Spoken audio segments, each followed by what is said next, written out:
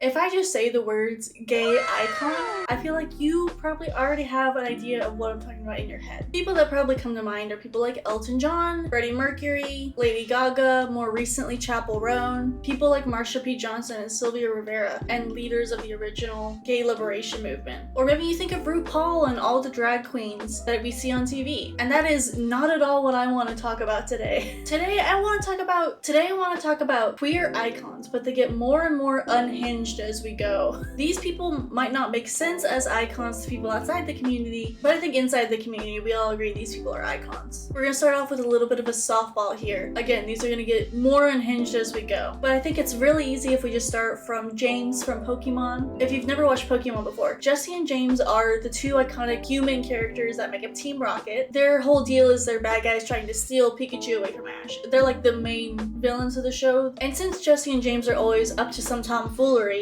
they usually wear disguises, and James especially really likes to cross-dress. He is often seen wearing women's clothes, and weirdly often ragging on Misty for how much better he looks in them than she does, which is weird because he's a full adult, I'm pretty sure, and she is like a teenager. Besides that, there are quite a few people who have considered him to be a gay icon or a trans icon or some icon for the queer community because of how much he likes to cross-dress. In a similar vein, Otis from Barnyard. I feel like this one has been discussed quite a bit before. Otis, of course, is a male character, uses he, him pronouns. Otis is a man's name, has a deep voice, basically presents as masculine as cows can be. But that is the thing, he is a cow with full udders, which would make him sexed as female. Otis is AFAB, assigned female at birth, but is now a trans man or a trans bull, if you want to say that. I don't think anywhere on the show they flat out say, hey, this is a trans cow, although I have seen some evidence that in certain episodes, Otis has a brother that mentions they used to have a sister. I have never actually watched the show, sorry to disappoint, but I will say this, having a sexually visibly female cow, which is an interesting sentence that I never thought I would say, use he, him pronouns, be referred to as masculine and male by all the other characters, and everyone just being completely fine with it. This is a trans cow, and all the other barnyard animals are cool with it, which I think is amazing ally representation. Just be chill, not that hard. So those were unhinged simply because we were claiming cartoon characters to be icons for us, but then our next one is unhinged because it's an inanimate object. As a Swedish person, I really have to tell you, it's not Blahaj,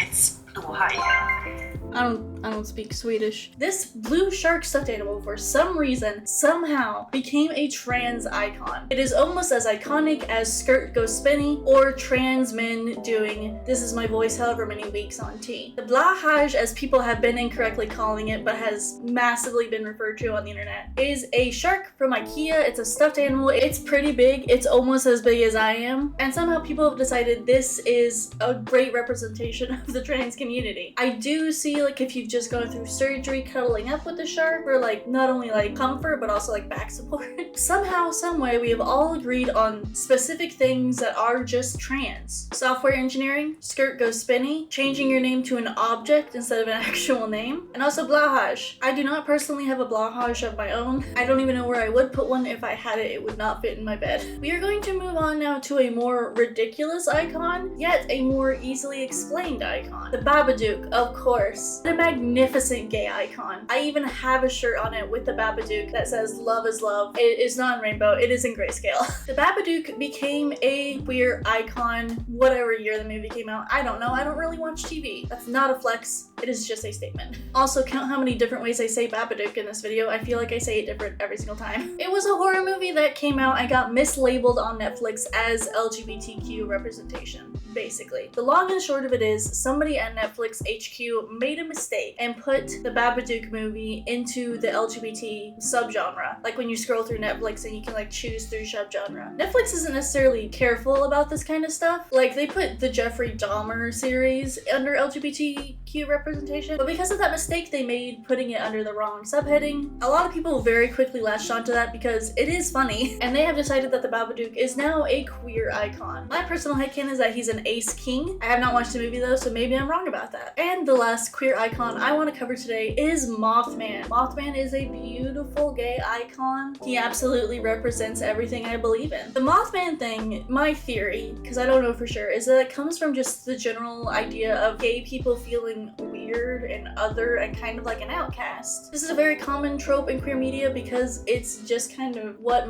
a lot of queer people have to live through. A lot of queer people also are really into like goblin core aesthetics, just being generally weird, because I feel like it's a good expression of like, this is who I am. I'm gonna be who I am no matter what. I think that pairs really nicely with being queer. Queer people tend to not really be afraid of being cringe because if they're living authentically themselves, they don't really care what other people think about. And yes, that is definitely a generalization, and I do think it's kind of like people get to that point, but I think this whole feeling of like, I'm different but I'm not afraid to be different, also paired with Mothman is one of the cryptids that isn't violent. Most cryptids will kill you or kill somebody else. Like, they're not really good things to run into when you're alone in the woods. Mothman doesn't really do much. The worst thing about Mothman is that he's considered an omen, so if you see him, something bad is gonna happen. Famously, people sighted him and then a bridge collapsed, but he doesn't actively attack you. And some people have considered him to be an omen not only for bad things, but more of like a warning, like a be careful, like somebody looking out for you. And Mothman might have evolved like this because people already kind of liked him and thought he was cute and didn't want him to have such a horrible like connotation with him. But all in all, being one of the less scary cryptids, also already feeling kind of outside of the rest of your community, having a friend or someone that you can reach out to that's in a similar situation, even though they're a fucking cryptid, really feels very familiar and very homey to queer people, in my opinion. So I feel like similarly to the Blahaj, this one is just vibes based alone. You know what I mean? Like the Babadook at least had substantial reason to it, and the other two characters, again, at least have some sort of like evidence behind them. This one's just vibes based, and the vibes are immaculate. I absolutely love this kind of thing where inanimate objects or cartoon characters or just like completely random things are considered to be gay, queer icons, trans icons. I just find it so fun. I would be absolutely delighted if you left me more of these in the comments, especially like inanimate objects. I love inanimate objects that are considered like queer coded. That's so much fun to me. But anyways, that's gonna be it from me in this video. I hope you all enjoyed. I hope you all are having an amazing Pride Month. It's already over 100 degrees where I live, and it's not even June yet. But anyways, stay safe, have an amazing Pride, and I will see you all in the next one.